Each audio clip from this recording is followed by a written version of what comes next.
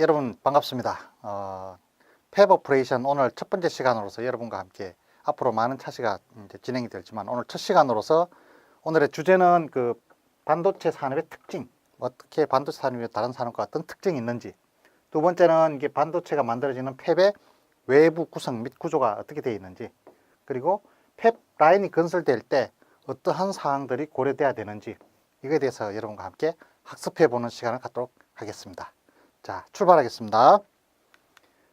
우리가 반도체 산업의 특징이라 그러면 모든 산업이 그 특징이 있죠. 무슨 뭐 조선 산업, 그 다음에 무슨 자동차 산업마다 다 그 제각기 나름대로 특징이 있는데, 반도체 산업은 이렇게 크게 6가지로 이렇게 생각을 해봤어요. 크게 장치 산업, 두 번째가 고부가 가치 산업, 세 번째가 타이밍 산업, 네 번째가 노하우 산업, 다섯 번째가 양심 산업, 여섯 번째가 기술 진보가 빠른 산업.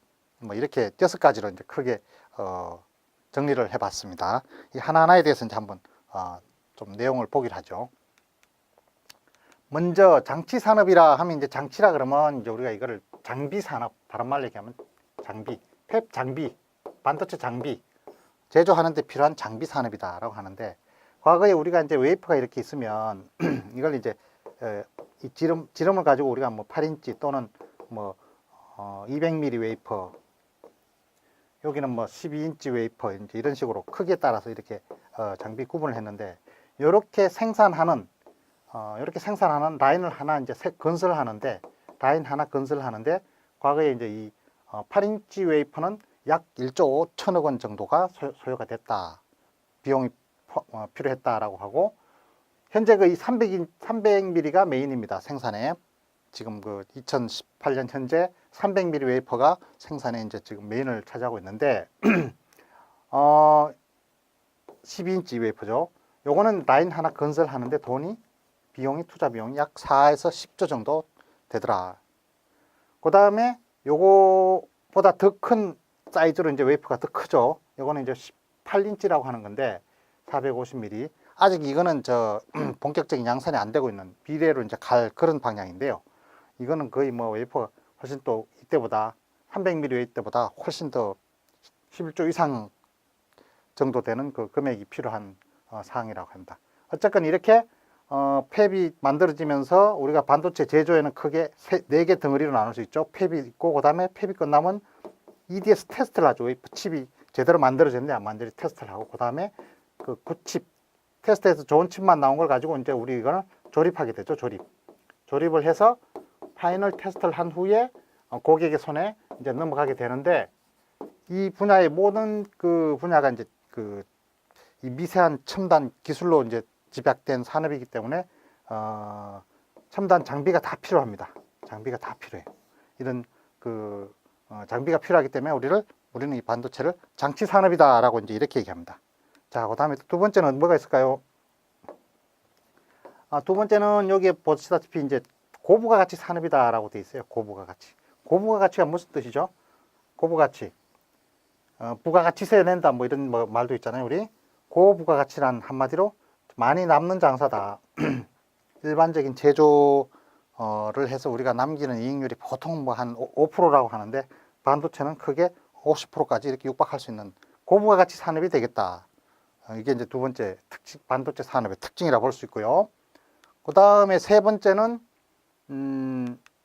타이밍 산업이다. 타이밍 산업. 자, 시간 산업이다. 즉 세계에서 먼저 신제품, 신기술을 이용해서 그 첨단 제품을 만들어내면 다른 그 경쟁사보다 훨씬 더 가격적인 우위 측면에서 비싸게 받을 수 있고, 후발업자가 따라오는 것에 대해서 전략적인 가격 경쟁도 할 수 있고, 앞서가는 회사가 시장을, 마켓 쉐어를 거의 다 점령하는 이런 구조로 되어 있습니다. 과거에 80년대만 해도 일본이 반도체 한번 꽉 잡고 있었죠. 하지만 현재는 뭐 메모리 분야는 우리 한국이 세계적으로 성자가 지금 독식하고 있는 그런 구조로 되어 있는 타이밍 산업이다. 먼저 개발하고 신기술로 가는 첨단 기술로 앞서가는 회사가 가격 원가 우위에서 성자가 이루는 이런 구조로 되어 있고, 자, 노하우 산업이다라고 되어 있어요. 우리가 반도체 처음에 시작할 때 일본에서 가서 참 어렵게 배워와가지고 뭐 썰어기 통까지 뒤져가면서 그 가르쳐 주지 않는 그런 사항을 뒤져 가지고 이렇게 64K D램부터 시작해서 이렇게 우리가 이제 발전이 되어 왔는데 알아야 뭘 할 수 있는 그런 산업이 되겠습니다. 그래서 우리는 이게 국가 그 전략 산업으로서 극도의 보완이 경쟁업체의 그 기술이라든가 이런 것이 새어나가면 안 되는 극도의 보완이 필요한 이런 산업이 되겠습니다. 자꾸 우리가 그 미세한 사이즈로 만들죠. 이게 미세 공정이 다 보면 새로운 기술도 많이 필요하고 그래서 새로운 소재도 많이 필요하고 이로 인해서 타 경쟁업체와 차별화도 필요하고 하여튼 이런 모든 것이 다 합쳐진 첨단 기술의 집약체가 반도체 산업, 즉 노하우 산업이다. 반도체 산업의 특징이라고 볼 수 있겠습니다. 자, 네 번째 노하우 산업. 그 다음에 다섯 번째는 양심 산업이라 그래요. 양심 산업. 뭐가 반도체를 하는데 양심이 필요하냐? 양심 필요합니다. 자, 이건 워낙 먼지에 예민하기 때문에 배선이 워낙 가늘게 작게 되어 있기 때문에 내 스스로 그 이온이나 먼지, 반도체에서는 이걸 파티클이라고 그래요. 파티클. 먼지를 나게 하면 안 돼요. 그리고 그 이온 막 이런 그 불순물이 내 몸에서 나오면 안 돼. 땀 같은 것도 막 밖으로 배출되면 나트륨 같은 게 막 배출되고 하면 트랜지스터에 나쁜 영향을 미쳐요. 해서 이온 같은 경우는 화장 같은 걸 하면 안 돼. 화장.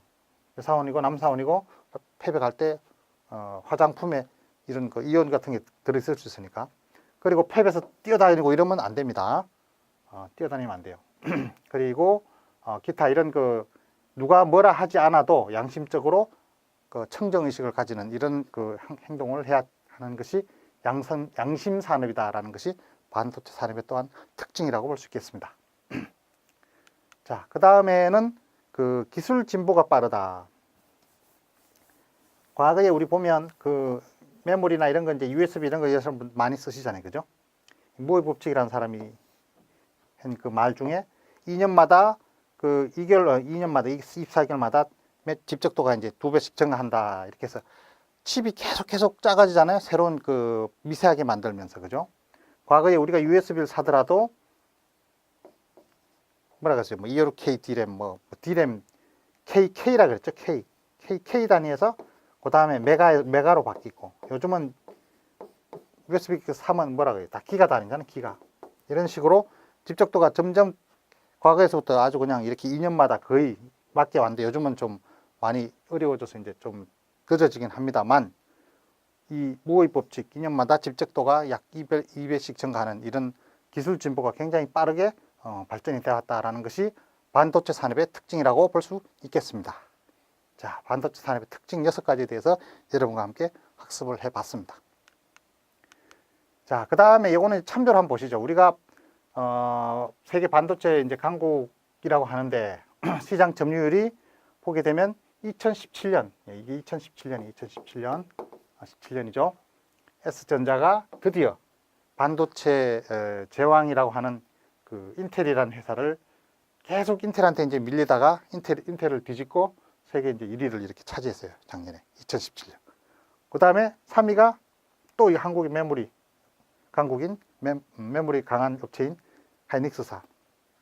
그 다음에 마이크론. 이런 순으로 점유율이 참 우리나라가 2017년 굉장히 선방했다. 이렇게 볼 수가 있습니다. 참조로 보시라고 표를 만들었고요. 자, 그 다음에 이제 우리가 그 팹의 외부 구성 및 구조를 한번 보기로 하죠. 팹이라 그러면 우리가 패브리케이션의 약자를 가지고 우리가 팹을 합니다. 제조 뭐 그런 뜻이죠. 이 팹이라고 하면 우리가 이 웨이퍼 있잖아요. 웨이퍼를 이제 이거는 대기업에서 만드는 거 아니에요. 사오는 거예요. 웨이퍼를 사와 가지고 팹에다 이제 투입을 해서 설계가 그려진 정보를 이 레티클에다가 이렇게 사각형이 만들어진 레티클이라고 뒷페이지가 나옵니다만 레티클에다가 설계 정보를 그 레티클에다 넣고 레티클 이것도 마스크라고 그러죠. 레티클. 이걸 이제 반도체 칩에다가 이렇게 노광을 해서 설계 정보를 전사시켜서 이제 작업이 이루어지는 걸 우리가 팹이라고 한다. 반도체는 전체적으로 이런 과정으로 만들어집니다. 설계를 해, 설계를 하죠. 뭐든지 제품에 하면 설계를 하죠, 설계. 그 다음에 마스크 제작, 이게 레티클이라 그래, 레티클. 설계 정보를 이렇게 마스크 레이어에 그 레티클이라고 하는 그 칩이 그려진 정보, 뒷페이지에 나옵니다만 그 정보를 이게 한 수십 장이 돼요. 수십 장에다가 설계 정보를 집어넣은 그 마스크를 만들고 이걸 이제 팹에다 같이 이제 딱 비치해 놓고 웨이퍼가 투입이 되게 되면 그 웨이퍼에다가 이렇게 설계 정보가 이제 전사가 되는 거예요. 전사가 되면 웨이퍼 공정, 여기서 이제 8대 공정이 진행되는 거죠. 팹 8대 공정.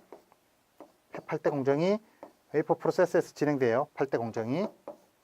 그런 다음에 이게 다 되면 뭐로 간다 그랬어요, 아까? 제대로 만들어진지 안 만들지 테스트 해보기 위해서 일렉트릭 다이 소팅 테스트 한다 그래요. 웨이퍼 소팅이라 그러고. 그래서 이제 굳힘만 가지고 조립을 해요. 어셈블리를 하죠. 조립하고 나서 마지막 파이널 테스트 한 다음에 이상 유무를 확인한 다음에 이제 고객의 손으로 넘어가는 이런 과정이, 이게 전체적인 팹의 제조 과정이 흐름이 되겠습니다. 자, 이거 하나하나에 대해서 한번 간단히 보기를 하죠. 우리가 그 설계를 한다 그랬잖아요. 이런 무슨 뭐 설계 정보가 있고 뭐 이런 게 있는데, 이거를 설계 부서에서는 설계를 하기 때문에 이걸 레이아웃 한다 그래요. 레이아웃 설계를 뭐 이렇게 엠모스 이렇게 뭐 액티브를 그리고 막 게이트를 그리고 이렇게 이걸 이제 레이아웃을 해가지고 이거를 매스크에다 이렇게 전사를 시키는 거죠. 이렇게 설계를 해가지고 매스크가 만들어진 게 이게 마스크예요. 마스크. 이걸 마스크라 그래. 레티클이라 그래. 레티클. 다른 말로 이거는 이제 그 대기업에서 자체적으로 만드는 우리나라 S, 삼성이나 뭐 하이닉스사에서는 자체적으로 이렇게 레티클도 만들어요. 웨이퍼는 안 만들지만 레티클을 만들기도 하고, 또 이 레티클만 전문적으로 만드는 회사가 있어요. 이거를 우리가 뭐 디자인 샵이라 그러죠. 디자인 샵. 팹리스 회사라고도 그러고, 또는 팹이 없는 팹리스, 설계만 해가지고 만들어 맡기는 회사, 팹리스 회사라고도 합니다. 이게 디자인만 해서 요거를 이제 막 한 제품은 이게 수십 장이 돼요. 여기 보면 칩을, 여기 하나가 칩이거든요. 여기 하나, 둘, 셋, 넷, 다섯, 여섯, 일곱, 여덟 개 칩. 이게 똑같이 생겼어요. 얘 칩이나 이게 다 쌍둥이 같이 똑같이 생겼어요. 이쪽으로는 또 하나, 둘, 셋, 넷, 다섯, 여섯 개. 6, 8이 48개. 한 개의 마스크, 한 번 마스크는 이렇게 그 샷이라 그래. 한 번 샷에 이렇게 6개 48개의 웨이퍼가 칩들이 웨이퍼에 이렇게 딱딱 48개씩, 이 안에 48개씩 이렇게 탁탁 포토로 이렇게 찍히는 거예요. 칩들이 48개씩. 한 번 찍을 때마다 이렇게 이동을 쭉 이렇게 웨이퍼 다 찍는 거예요. 그거를 이런 마스크가 제품당 수십 장이 된다. 굉장히 고가입니다. 1000만 원 넘어가요. 이렇게 이제 그 배율을 이렇게 뭐 이렇게 4대1로 이렇게 줄어가면서 웨이퍼에 이렇게 전사가 되기도 하고, 또 어떤 거는 이렇게 5대1로 줄이는 것도 있고, 또 어떤 거는 이걸 더 작게 만들어 가지고 10대1로 이렇게 팍 줄이는 이렇게 하는 마스크, 이제 그때 용도에 따라서 이렇게 좀 널널한 패턴은 이렇게 10대1로 더 많이 한 번에 많이 찍히게 하고, 좀 미세한 패턴들은 이렇게 4대1 뭐 이런 식으로 이제 더 마스크를 만들어서 이제 운용을 하고 있습니다. 자, 이게 이제 웨이퍼라는 거고요. 웨이퍼가 아니고 마스크. 마스크는 각종 그 온라인 키들이 이렇게 딱 돼 있어서 웨이퍼에 정확하게 이렇게 맞추기 위해서, 온라인 하기 위해서 이렇게 키들이 이렇게 있습니다. 자, 요거는 웨이퍼 프로세스가 아니고 마스크입니다. 마스크. 레티클 마스크에 대해서 말씀드렸고요. 자, 이제 팹에서는 이런 8대 공정이 된다 그랬죠. 이게 8대 공정이잖아요. 이게 8대 공정. 8대 공정. 자, 8대 공정. 포토 H, 클린, CVD, 임플란타, 디퓨전, CMP, 포토, 메탈. 이런 것들이 여기 웨이퍼 위에 이제 전면에 막 다 적용이 되는 거죠. 여기에. 이 칩, 이걸 하나하나 우리가 이걸 칩이라 하잖아요. 칩이라 그러고. 새카만 거 이거는 이제 우리가 과거에 태그라 그랬대. 이제 현재는 요즘은 이런 걸 안 넣어요. 태그라고 하는데, 요즘은 이 태그라는 거는 각종 그 엔지니어가 테스트할 수 있는 소자가 들어있는 그런 그 칩인데, 요즘은 요 스크라이브 라인, 요걸 스크라이브 라인이라 그러거든. 스크라이브 라인. 잘리는 부분을 스크라이브 라인인데, 이 안에다가 이제 태그를 다 집어넣어 놨어요. 과거에는 이렇게 해야 이제 다이가 더 많이 이제 그로스 전체 다이가 생산 다이가 더 많이 나오니까. 자, 이게 팹에서 진행이 되는 거고요. 이렇게 돼서 이제 끝나면 EDS가 테스트 한다 그랬죠. 테스트. 이게 EDS가 테스트하는 거예요. 웨이퍼 소트라 그러죠. 이제 국제적인 말로 우리나라 이걸 EDS라고 이렇게 부르는데, 이렇게 바늘로 이렇게 칩이 이렇게 생겨 있으면 요 이제 패드가 이렇게 바늘로 닿을 수 있는, 전기를 통하게 할 수 있는 이렇게 금속 패드가 이렇게 다 이제 팩 공정이 만들어지면 이게 다 이렇게 돼요. 그래가지고 여기 바늘을 이렇게 대가지고 전기를 둘 땐 뭐 주고 이쪽 피는 뭘 주고 해서 이렇게 테스트 조건에서 칩이 제대로 동작하는지 안 하는지 이걸 검사하는 과정이, 테스트하는 과정이 EDS 테스트다. EDS 테스트다. 이렇게 얘기합니다. 테스트. 장비가 이런 데는 다 필요하죠. 자, 이게 끝나고 나면 다음에는 보통 이렇게 테스트를 하게 되면 구칩은 이렇게 하얗게 놔둬요. 이런 놈들은 이제 조립할 놈들이죠. 동작을 안 하는 건 이렇게 새까맣게 잉크를 찍어. 이걸 잉킹이라 그래요. 잉킹. INKING. 잉킹. 얘는 동작을 안 한다 해서 장비가 인식을 해서 조립할 때 요걸 이제 선을 다 자른 다음에 요걸 이제 장비가 인식해서 다 하나씩 가져가서 조립할 때 얘는 이제 점이 찍혀서는 인식을 안 하고 안 들고 가는 거죠. 자, 이렇게 이제 EDS 되고, 아까 요걸 하게 되면 조립을 한다 그랬죠.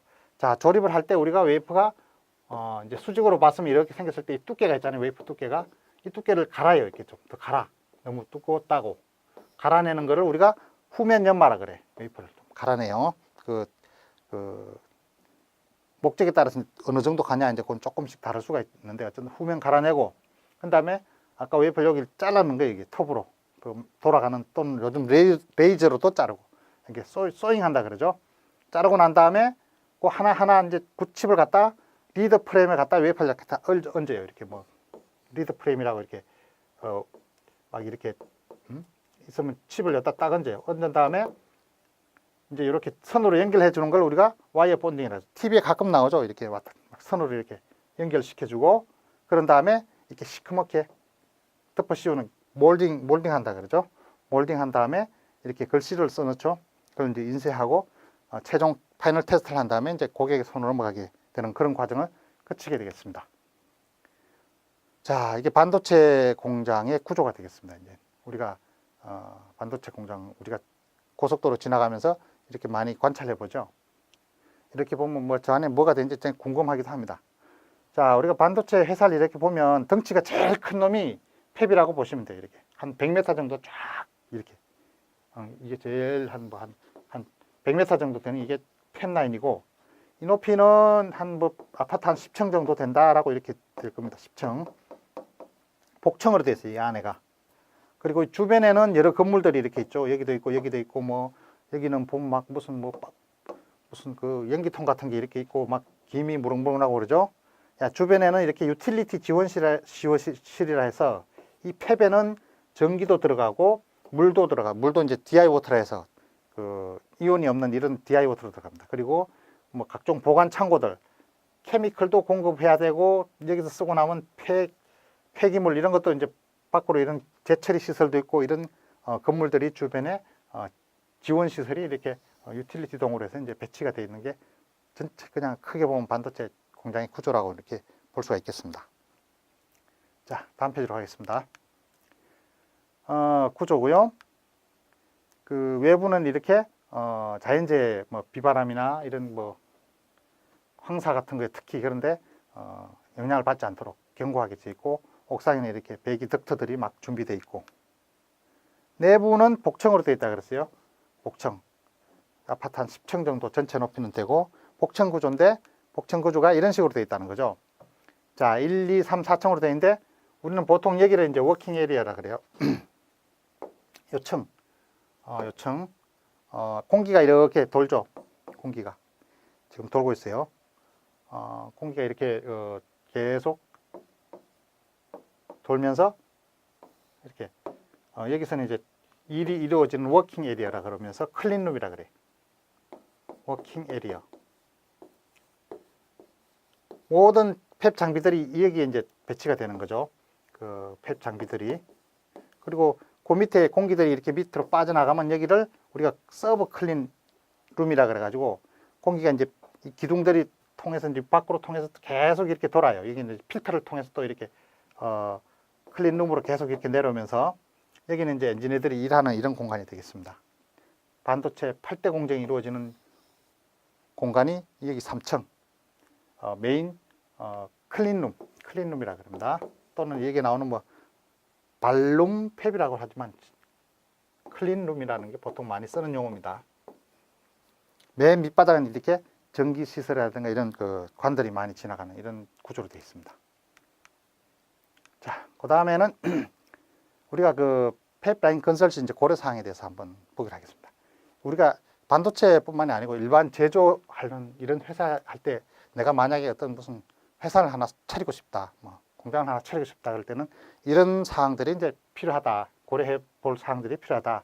첫째 자원, 둘째 공정, 세 번째 시장, 네 번째 경쟁 상황 이런 걸 고려해서 어디다 이제 내가 만약에 회사를 차리고 싶다 그럴 때 이런 걸 이제 고려를 해야 된다 합니다. 자, 자원에는 자, 사람이 과연 이쪽에 세워놓은 사람들이 다 올 것인가? 또 그리고 그다음에 원자재 같은 게 원활하게 그 공급될 수 있는 뭐 이런 입지가 되어 있는가? 그다음에 설비 기술, 이용 가능성, 기능적, 기술적 뭐 이런 게 다 문제가 없는지, 토지 이쪽에 토지를 뭐 구입을 할 수 있는지, 가격은 적당한지 이런 게 이제 고려돼야 되고, 공정은 여기 이제 회사를 차린다 그러면 물이나 기타 전기 막 이런 것들을 다 끌어오는데 문제가 없는지 이런 것도 좀 고려해 봐야 되고, 시장 접근성, 시장성 규모 이런 것도 이제 고려해 보고, 경쟁 상황, 주변에 경쟁 업체 수가 얼마나 있고, 주민의 뭐 태도라든가 이런 거는 어떤지 이런 게 이제 우리가 제조업을 하는 데 있어서 입지를 결정해야 할 요소라고, 이렇게 일반적인 제조업에서 이런 걸 고려해야 할 요소라고 보고 있습니다. 자, 다음 페이지 가겠습니다. 자, 일반 제조업의 입지 결정 요소 중에 하부 구조라고 하는 게 있거든요. 이제 하부 구조라고 하는 걸 또 추가적으로 더 보게 되면 앞 페이지는 우리가 이제 입지 결정의 영향 요소인데, 하부 구조라고 추가로 이제 더 보게 되면 가용량, 그 다음에 태도, 금융 지원, 자금력 이런 것도 역시 마찬가지. 정부에서 뭐 이렇게 조세라든가 이런 것에 대해서 규제라 이런 것들에 대한 내용, 지역 사회에서 반대를 막 극심하지 않은지 뭐 이런 것도 이제 고려해봐야 되고, 환경적으로도 마찬가지로 환경을 오염시키는 이런 규제가 있으면 그 사업을 못 하는 거죠. 교통이 원활 잘 통할 수 있는 이런 지역인지, 이런 게 우리가 일반적으로 제조업을 내가 만약에 뭐 차린다 그러면 이런 것들도 고려해 볼 요소라고 이렇게 하부 구조라고 이렇게 나와 있습니다. 자, 뭐 이 페이지 지금 이런 진행 사항 크게 어려운 사항이 없습니다.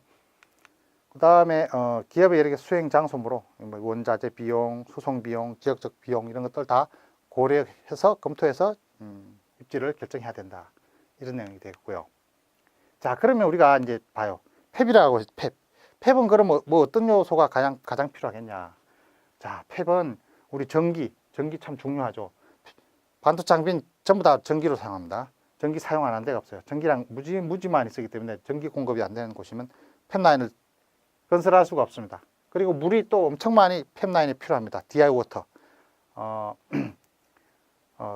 이 물, 그 다음에 입지, 위치, 그 다음에 집안, 뭐 지진 이런 것들이, 지진이 있으면 안 돼요. 특히 자주 일어나면 안 돼요. 안 될 수는 없지만 그 미세 공정이 되다 보니까 조금만 뭐 이렇게 지진이 일어나면 막 공정이 다 불량이 발생되고 다시 해야 되거나 뭐 폐기해야 되거나 이런 굉장히 그 불량을 많이 일으키는 요소 중에 하나가 지진이 될 수도 있겠습니다. 뭐 그래서 뭐 풍수도 고려한다 막 이런 말도 있기도 한데, 어쨌든 이런 사항들이 어찌 보면 뭐 풍수라 볼 수 있죠. 여기 크게 큰 자연재해가 없는 이런 지역에 위치가 돼야 된다, 가능하면. 자, 하나씩 더 자세히 보기로 하겠습니다. 반도체 팹라인에서는 그 입지 결정을 할 때 어떤 점이 이제 그 영향 요소가 필요한지 한번 크게 이제 6가지로 이렇게 볼 수가 있겠습니다. 반도체는 아시다시피 용수, 물을 많이 필요하거든요. 팹 내에서는 그 8대 공정이 진행되는데, 공정이 진행 전에 클리닝하고 끝나고 나서 또 클리닝하고 이런 클린 공정이 많기 때문에 용수 공급이 원활히 좀 돼야 되겠습니다. 좀 오래된 데이터입니다만 2000년도에 기흥 공장에서는 하루에 34,000톤, 지금은 이거보다 좀 더 하겠죠. 자, 두 번째는 전기 공급망이 용이해야 되겠다. 팹 장비, EDS 장비, 테스트 장비, 모든 게 조립 장비 다 전기로 가동이 됩니다. 그렇기 때문에 전기 공급망이 안정적으로 공급돼야 되고, 특히 그 순간 정전, 뭐 깜빡하는 이런 정전이 돼도 반도체 제품은 그 불량이 굉장히 많이 그 발생될 수 있는 그런 요인이 되기 때문에 안정적 전기 공급망이 필요하고요.